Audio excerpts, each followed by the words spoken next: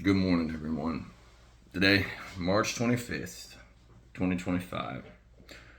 Today, Ed Dow fears a short but deep recession coming as Doge exposes mind-shocking fraud that propped up Biden economy. It's happening. So, the story is about recession, about downturn in the economy, and we're going to talk about how you can do something about it.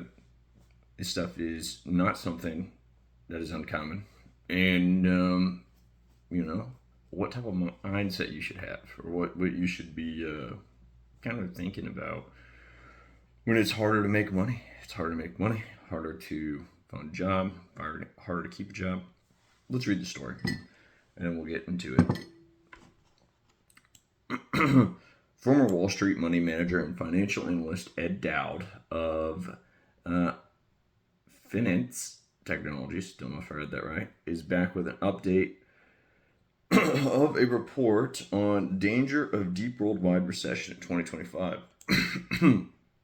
It was not just heavy government spending on illegal immigration, but mind-shocking fraud that has been revealed with Doge Department Government of Efficiency investigations have uncovered 115 billion so far, with many hundreds of billions more to be exposed. Dowd says both sides of the aisle are probably going to have problems. So it goes on and it talks about all the other types of ways the government has had money spread around and paying a lot of people. Here's the thing: whether you agree with the government spending, disagree with the government spending, if all this money gets cut off, right, that's going to be, for a time being, less money that's going into the economy, right? Now I get it. That money is coming from taxes, kind of, and then going to people, and then it gets spread out back in the economy, right?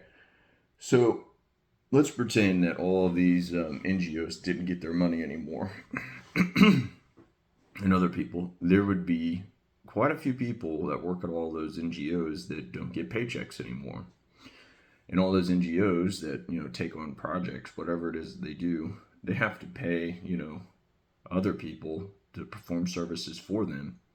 Like, let's say you're an NGO that tries to help feed the homeless, right? Maybe that's a pretty good one, who knows? And then you have to go and you have to buy food. Well, guess what? They're not going to be going out and buying nearly as much food.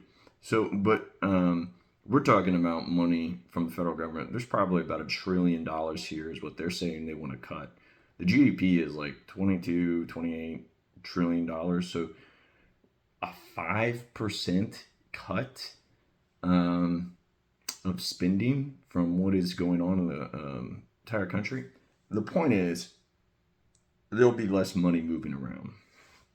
And that means that there'll be less people employed. There'll be more competition for jobs because all those NGOs who were employed will now be looking for jobs probably wherever it is that you work. If you work somewhere in the private sector or, whatever. So, not to mention a whole other host of things. I could do a 3-hour video on all the reasons why we're in a pretty bad spot right now. And we've been this way for months. All right, but what you and I need to do is think, what to do. What's news and information is useless and pointless in consuming unless you can do something, unless you can take action. What's the point of having knowledge if, you're just gonna not do anything and watch as it happens? That's not the point.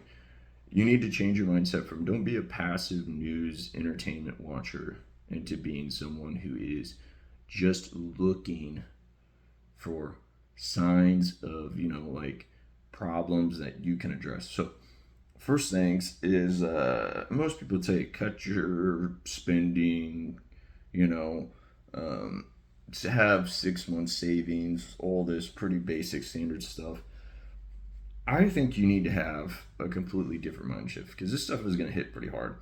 You need to think about how do I secure my income, right? And most people would say, get a good job, someone that hires well. Look, the bigger the companies you work for and all that stuff, there's not going to be security in working for these big companies. That's not how the USA's economy works anymore. My dad got laid off every single recession we had. It it happens, and what you need to do is you need to think broader. If you're the one in charge of yourself and you can provide a service that everyone generally needs, you will always have work. Do you think that funeral homes stop having business when money gets tight? No. Funeral homes always have business. In fact, when there's a recession, they have more business. Because unfortunately, when times get tough, more people actually tend to no longer be around. So there's other businesses, service maintenance businesses. There's so many service maintenance businesses. You can be a mechanic. You can be someone who repairs houses like a handyman. I do stuff like that. You can repair, like road workers. There's roads that have to be repaired. There's so many things. So repair work in general will have something. You can repair computers. You can repair whatever. You can do so many things. Food. Just because times get tough, does that mean people are going to be eating less food? There's only so much less people can eat. There will always be a demand for food. Now, there may be a different demand in types of food. Maybe you're not going to get lobster. Maybe you're going to do ramen noodles. But the point is you could grow food. There's so many different things you can do when there's downturns in the economy. And I think that everyone should have kind of like a backup set of skills. You have a lot of backups for things in life. You have insurance policies. You need to have a financial insurance policy at the very least. You need to be someone who maybe you have some super slick job. You're some type of software developer, or you're, who knows, an accountant, or you name it, some white collar job, right? You need to have an insurance policy economically. You need to be able to do something. And you could just do simple things. You could, maybe learn one skill. Learn how to paint. So you could learn how to paint houses. And you could and people need paint all the time. It's very necessary.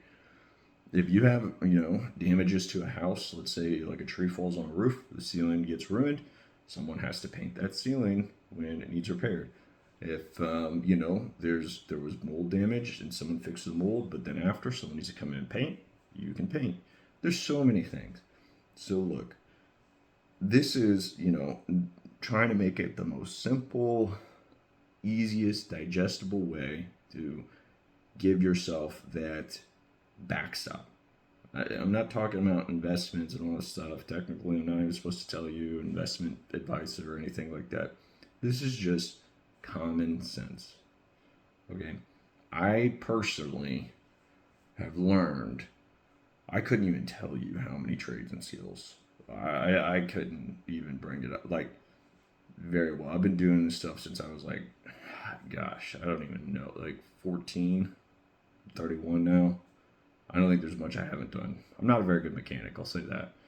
But other than that, I have no worries. Like, I'll always find something that needs to be done. If, nuclear bomb got dropped, I would still find work. But anyway, I hope that's something you guys think about. And, you can kind of, kick around. If you want any more advice or anything on this, let me know. And I can try and help you guys out best I can. I do have a video or two of me doing some tutorials on different trade stuff. Like video, comment, share, etc.